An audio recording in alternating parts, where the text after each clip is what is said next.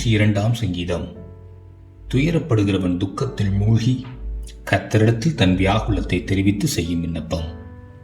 கர்த்தாவே, என் விண்ணப்பத்தை கேளும், என் கூப்பிடுதலும் இடத்தில் சேர்வதாக.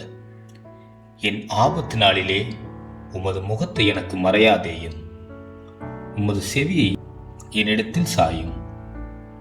நான் கூப்பிடுகிற நாளிலே எனக்கு தீவிரமாய் உத்தரவு அருளி செய்யும். என் நாட்கள் புகையைப் போல் ஒழிந்தது, என் எலும்புகள் ஒரு கொல்லியைப் போல் எரியுண்டது. என் இருதயம் புல்லை போல் வெட்டுண்டு உலர்ந்தது. என் போஜனத்தை புசிக்க மறந்தேன். என் பெருமூச்சின் சத்தத்தினால் என் எலும்புகள் என் மாம்சத்தோடு ஒட்டிக்கொள்ளுகிறது. வனாந்திர நாரைக்கு ஒப்பானேன், பாழான இடங்களில் தங்கும் ஆந்தையைப் போலானேன்.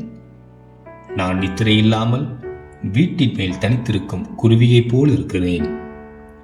நாடோறும் என் சத்துருக்கள் என்னை நிந்திக்கிறார்கள்.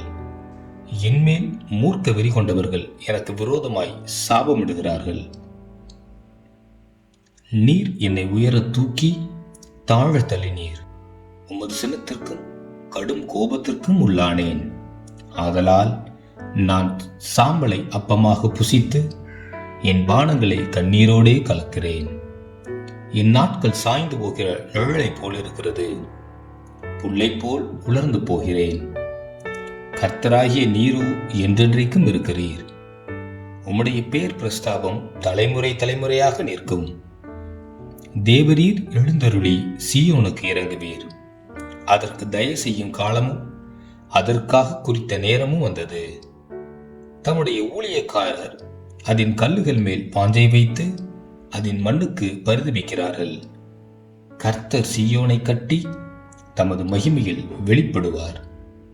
திக்கற்றவர்களுடைய ஜெபத்தை அலட்சியம் பண்ணாமல் அவர்கள் விண்ணப்பத்தை அங்கீகரிப்பார். அப்பொழுது ஜாதிகள் கர்த்தருடைய நாமத்துக்கும் பூமியில் உள்ள ராஜாக்கள் எல்லாம் உம்முடைய மகிமைக்கும் பயப்படுவார்கள். பின் சந்ததிக்காக இது எழுதப்படும். சிருஷ்டிக்கப்படும் ஜனம் கர்த்தரை துதிக்கும். கர்த்தர் கட்டுண்டவர்களின் பெருமூச்சை கேட்கவும் கொலைக்கு நியமிக்கப்பட்டவர்களை விடுதலையாக்கவும் தம்முடைய உயர்ந்த பரிசுத்த ஸ்தலத்திலிருந்து பார்த்து வானங்களிலிருந்து பூமியின் மேல் கண்ணோக்கமானார்.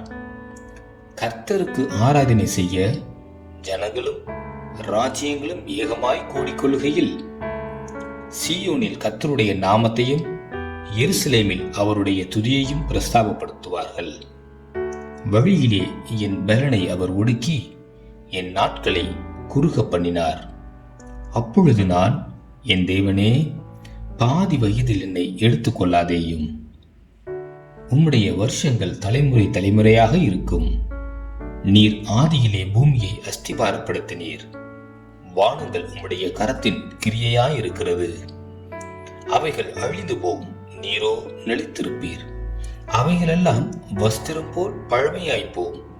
அவைகளை ஒரு சால்வையைப் போல் மாற்றுவீர். அப்பொழுது மாறிப்போம். நீரோ மாறாதவராயிருக்கிறீர். உமது ஆண்டுகள் முடிந்து போவதில்லை.